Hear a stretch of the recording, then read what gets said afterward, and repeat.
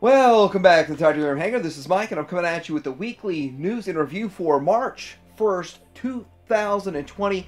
And I gotta say, there's not a lot going on, but there's always a lot going on. And a little bit of advice, only a boring person is ever bored, and I haven't been bored in 20 years. So I want to say, hey, is it just me, or am I the only one that missed leap year this year? Like, I forgot all about leap year. Yeah, election year, leap year, the 29th. Shout out to everybody who has a birthday on February 29th, because you kind of miss your birthday 3 out of 4 years. But let's get into the news. Coming up.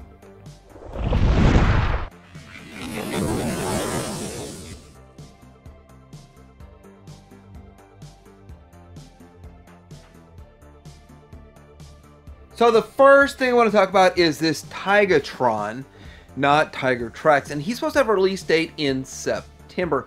And the cool thing about Takara is the fact that Takara can actually hold more or less their release date. Yes, they may be a week, 2 weeks, 3 weeks, even a month behind, but it's nothing like maybe Fans Toys, who put out their acoustic wave guidance for 2012, and now it's 2020.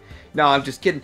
The reality of this is that third parties have a lot more obstacles to overcome than an official product from an official means. So understanding that, I do feel like, yeah, the wait for Fans Toys is an issue, but everybody's willing to do it if they like the product.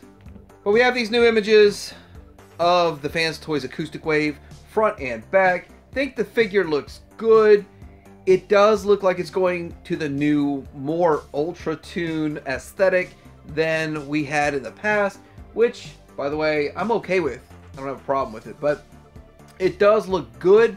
And the thing is that we recently saw renders, or we saw renders in the past, seeing it in real prototype form, not even painted.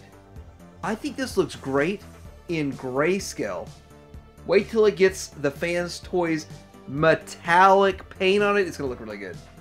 So anyway, what else is Takara up to? Well, they're working on their reissue of the actual vintage version of Beast Wars, Big Convoy, Matrix Buster. I don't know a whole lot about it, and the reality is I had this figure at one point in time, but I bought it for like $5, missing parts and pieces and no accessories.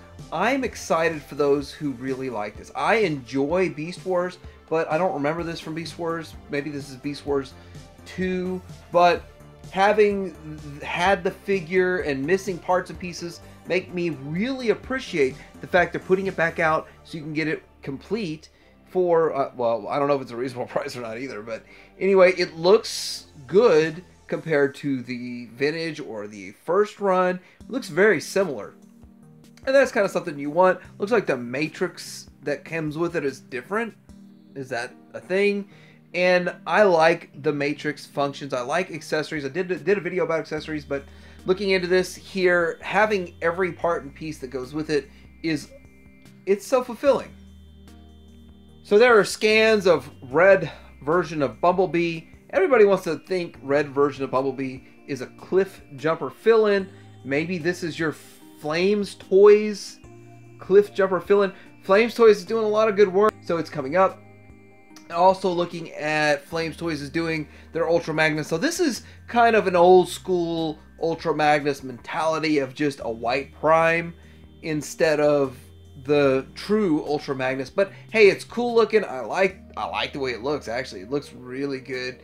And of course, with true Flames Toys scale and aesthetic and quality, it's gonna be a really good figure. So for those of you who like the movie series stuff, we're going to talk a little bit about that. So we have a Desert Camouflage LS10 Black Mamba KO Oversize of Studio Series, well, Desert Camouflage Brawl. It's going to be 11 inches tall, so it's upscaled that big. No price just yet, but the oversized version of the Studio Series 12 Voyager class movie Brawl is, well, no release date either, but it looks pretty good. I guess, for this character. In my mind, this character needs to be green, but in the movies, I guess, the Bayverse, the brown was a thing. And for only $1, you can pre-order this at ShowZ right now. Speaking of ShowZ, they are now shipping right now, so that's a thing. If you're ordering something that's too big, it may not ship for whatever reason. They did tell me that they are looking at different shipping options and shipping services. I did have a 2-month delay on something that I ordered back in December, the DX9 version of Motormaster and of course Minosaur. And so they're explaining that they are looking for different shipping options during that time frame. But anyway, getting into it, they are shipping now. So if you order, it should be coming out first come, first serve order. Next thing from ShowZ I think is interesting is these KO oversized versions. And I think this is Oymec that's making these. They're like $35, $36 for the set of 3. And it's upsized, it's upscaled versions of what you're getting in the Studio Series. But it's like double the size and it's double the price. But it looks good for the size of these guys. I saw them in person and I couldn't believe how small they were. So doubling the size definitely makes it worth the price. It's not quite twice the price to double the size, but it looks much, much better when they're a lot bigger. So Magic Square is coming out with something interesting here in the Legends scale is a Ghostbusters Optimus Prime. And this thing's actually pretty reasonably priced. It's around $30 instead of $50 like the regular Prime with the trailer and everything. So that's actually a plus. I really wish they would have offered the Prime without the trailer for $30 that looked like Prime. But anyway, if you want to put this as your Prime for $30-ish, it's not bad. And it's something that a lot of Ghostbuster fans really liked, the multiple different iterations of MP10 and whatever else was coming out there with the Ectotron and all that. So this could be added to that collection. Magic Square is also doing a clear version of their Ultra Magnus, and it's sticky, alright. It's clear. Shout out to Realm, guys. The Realm of Collectors, and every Monday, Tuesday, and every other Wednesday, Realm of Collectors is doing something. Well, there's something almost every day on Realm of Collectors, but anyway, getting back to this guy here, it is cool looking if you like the original, or you missed the original, or you passed on the original. It doesn't look bad. Clear looking version. I do fear what would happen long term to clear plastic, but this guy does look good, and if you take care of him and you're gentle, probably won't ever break anything on him. Now, I am the guy that lives life big.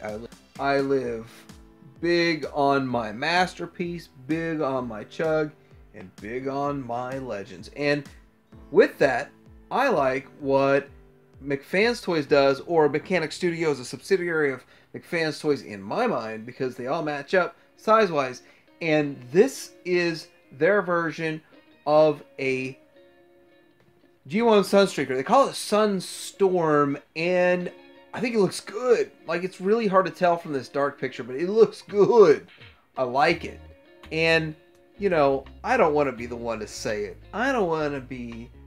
Okay, I want to be the one to say it.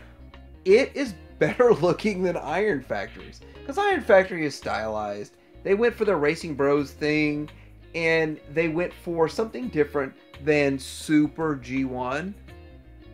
I'm going to say McFans Toys, Mechanic Studio, all of those subsidiaries of that company, or the relationship between all those companies, this looks good.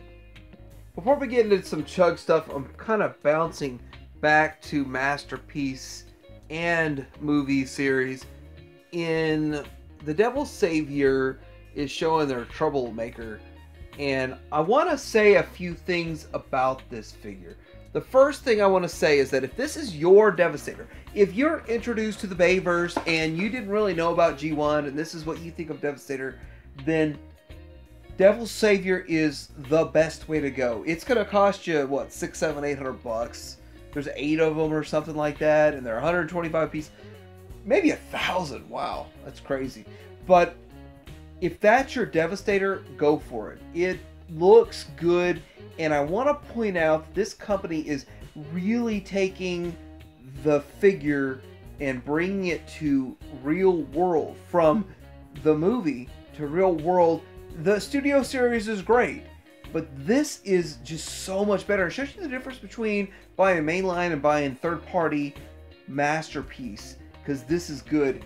But I will tell you something about this, and this is not my Devastator, and I have the balls to tell you that. Now, moving into some mainline chug. Now, we see this Netflix series of reissues, repaints. They called it the redecos of, what, last year's figures? Siege? And this, okay, I gotta break this down for you. I went on a road trip today. I was at a Walmart that had 7 Chromias hanging there. I didn't see Chromia really at any other ones, but one particular one had 7. Anyway, you're getting this recolored or redecoed Chromia. We're also getting in-package shots here of Hound, and it's kind of cool to see the same stuff we've been seeing on the peg for the last year.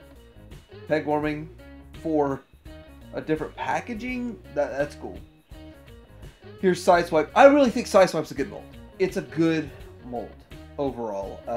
I'm not a fan of the alt mode so much, but it's still cool, and it's a good mold. Getting a bit of a redeco, probably, in my opinion, that's a gem, along with the Refractor, and then this guy here. So this Decepticon Mirage, that's cool looking. Mirage is a good figure, by the way. Aside, the alt mode looks a little wonky, but then again, they're trying to say it's Cybertronian and not Earth, so I can see that. But this scrap face is just another take on what I think Hasbro did a great job on the Refractor, Reflector figure. Just so much you could do with this.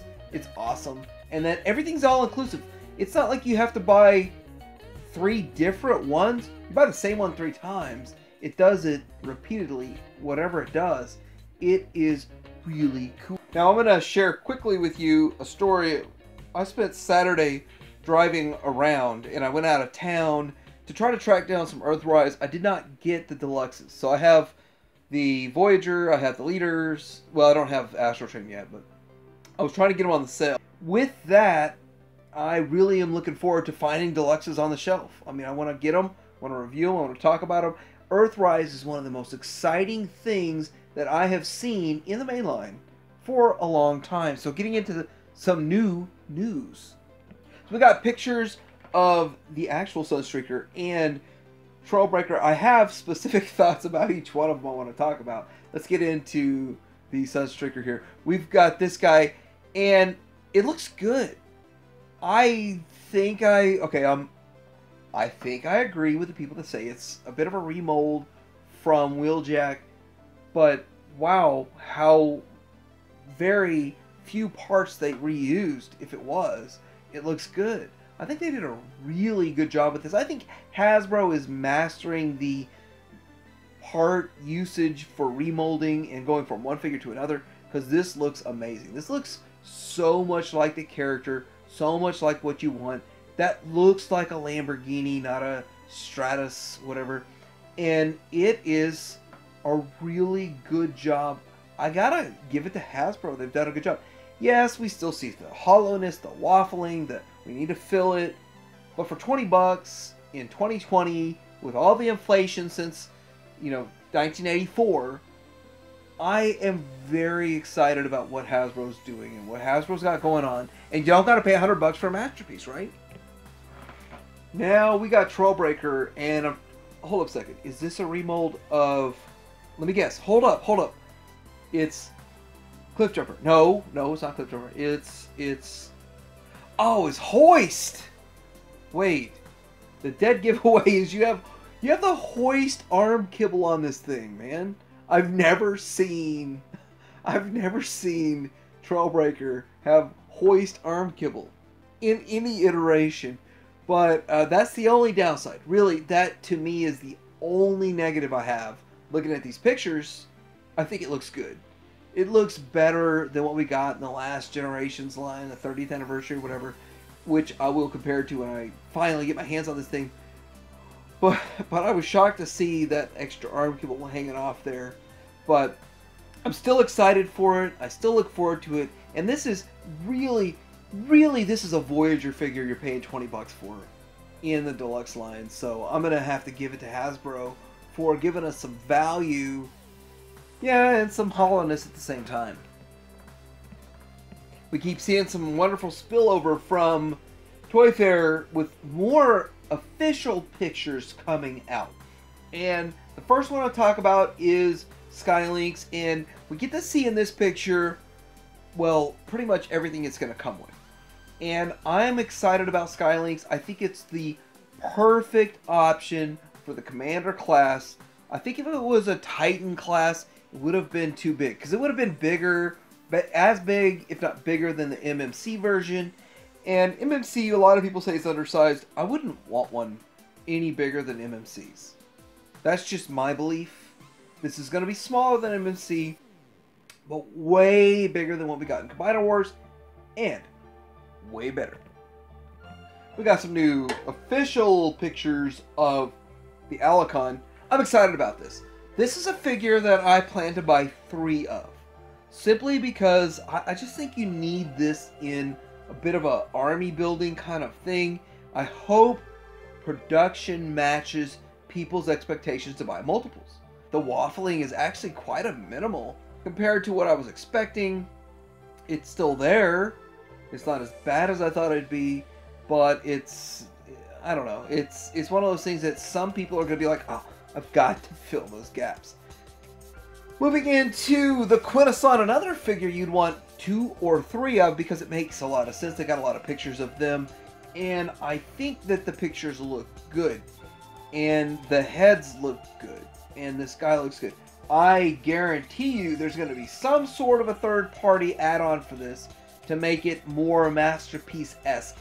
Probably a taller pedestal, and probably lighting for that pedestal. I like how the mouth can open and close, and open and close, and open and close. So that's cool. It's interesting how Hasbro is giving us all these really cool features. But it looks good, and yes, well, okay, this picture shows you they expect you to buy 4 Alicons for every 1 Quintesson. Transitioning into some Star Wars news, I saw this. I thought it was the coolest thing ever. Somebody said, you know, the Tesla truck, the new, what is it, Cybertruck or something, is just, they copied a mask vehicle. And this is the stiletto, but it's just the center part of the stiletto. And it matches up. I don't know how I didn't make that connection myself. I kind of was a little upset that I didn't make the connection myself, but isn't it funny? This is the Kenner masked toy, and it matches this new Tesla Cybertruck that's coming up. So with Star Wars World, there's always something going on, and we have new pictures of the 6-inch Black Series Count Dooku. I felt like talking about Count Dooku and these upcoming figures I'm going to talk about was truly underplayed at Toy Fair. Like, why were these not in the forefront? Why were these not talked about, shown the articulation? I guess articulation is about the same, but this is kind of something that I thought would be accentuated, and it was kind of held back. Packaging shots of Dooku, loose Dooku. He looks good, and I don't know what the extra blade looking piece is, but maybe it is kind of a, when he waves his lightsaber to make it look like it's in motion, because I think we're getting to that level of articulation, and we're getting to that level of kind of blast effect kind of thing. This is the clone Commander Bly. I have to admit, a lot of people are super excited about Captain Rex, trying to track that down now that we have the Clone Wars season, what is it, season 8? Is it season 8? And with that, this Commander Bly's in there too. I watch it. My family makes an event of it. The whole family watches Clone Wars every Friday, just because that's a thing we do, and I like it. Looking into Knights of Ren, or the One Night of Ren. I think they're all a little bit different, to tell you the truth. So if you buy the same one like 5 times, you're really not getting the whole Knights of Ren. Anyway, they should have made some slightly customizable options to this. That was my opinion. But then again, I might be wrong. I am not that vested in this character, but it's cool and I will pick them up. Looking at this Zori Bliss, and one thing, of course, you don't see in these pictures is that the helmet comes up and exposes the eyes and face and all that stuff. If you didn't see the movie yet, you see her eyes and face. Not a big deal, though. I think it's really cool, but it kind of feels super repetitive because we've already bought all these back in the day on October 4th when they came out, and in the 3 3/4 inch line. But looking at this, we're gonna get, this is an EB Games exclusive, so it's a Canada thing. It's gonna be coming to the US, but it hasn't officially been announced as the GameStop exclusive. When it's officially announced, you can go pre-order it. When you pre-order it, I advise you pre-order it, because a lot of people are really struggling to get Raven. I barely got one Raven. You know, when you get this thing, it is cool looking. I am a sucker for packaging, and yeah, it kind of sucks for the channel because when I review everything in the package, people get really mad when I review stuff and leave it in the package. So they're gonna make a Mandalorian Pops. So this video really does show how the new Snowspeeder is different. It is an all new mold, obviously, for the Black Series. It has removable panels, side panels, pays homage to vintage, pays homage to the vintage collection. They go into talking about the dry brushing of the interior panel to give it some of a bronze look to match sort of the orange that it has with it, but they really do give a lot of real world aesthetic. When you say real world, like the model from the original movie is matched almost 100% here. So it is smaller versus the figure and versus everything else than we say we had in the vintage and the vintage collection, but it is more accurate. And so they go into all this stuff and talking about it, but it's really exciting. It's a great vehicle. I'm glad they did it, and it's a little more compact than if they did the X-Wing. So, let me know what you think about this week's weekly news and review. Is there anything I missed that you thought was really awesome this week? Because I really want to know. Like, subscribe, and talk to your hanger. Out.